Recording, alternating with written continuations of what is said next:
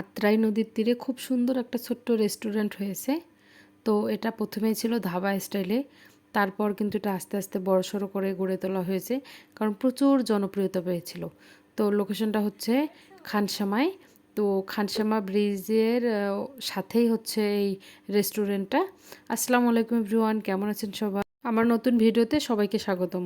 তো আপনারা জানেনই যে আমরা একা একা কোথাও যাই না, গেলে ফ্যামিলি সহ সবাই যাই। তো বাসার সবাই মিলে আমরা বের হয়ে গেছি।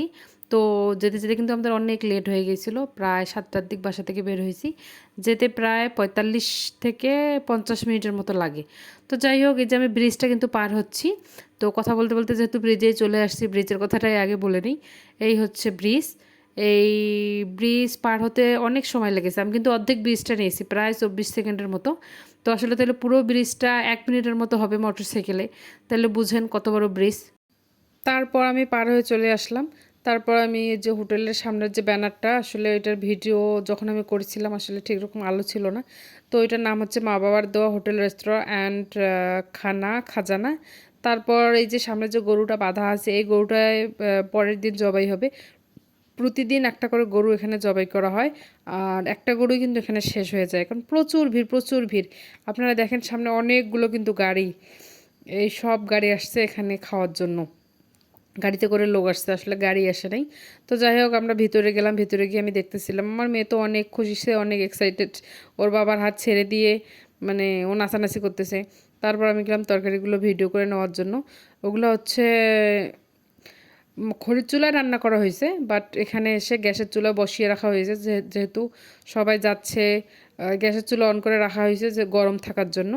তো আমরা ওইখানে হচ্ছে একটা নিচে খাওয়ার জায়গা, একটা উপরে খাওয়ার জায়গা। তো আমরা উপরে চলে গেলাম। এই যে উপরটা অনেক সুন্দর কিন্তু করেছে। আসলে প্রথমে কিন্তু এগুলো ছিল না, সামনের যেটুকু ওইটুকুই খাওয়া দাওয়া করছে, ওইটুকুতেই খাওয়া দাওয়া করছিল মানুষ। কিন্তু যখন এর জনপ্রিয়তা দিন দিন বেড়েই গেছে, তারপর কিন্তু এটা আবার নতুন করে বাড়ানো হয়েছে। তারপর আমরা সবাই বসে পড়লাম অর্ডার দিয়ে। আমরা খাবো নান রুটি আর গরুর পা। আসলে এখানকার পাটাই নাকি বেশি জনপ্রিয়। তো আমরা সেটা খেতেই গিয়েছিলাম। তো যাই হোক, সবাই এখন অপেক্ষা করতেছি আমরা বসে। আমি, ঋদ্ধিমণির বাবা এক সিটে বসছি, আমার দেবর, আমার যা এক সিটে, আমার শ্বশুর শাশুড়ি এক সিটে, আর আমার ছোট ভাই, আমার ননদ, ওরা এক সিটে। মোট 4টা গাড়ি গিয়েছিলাম।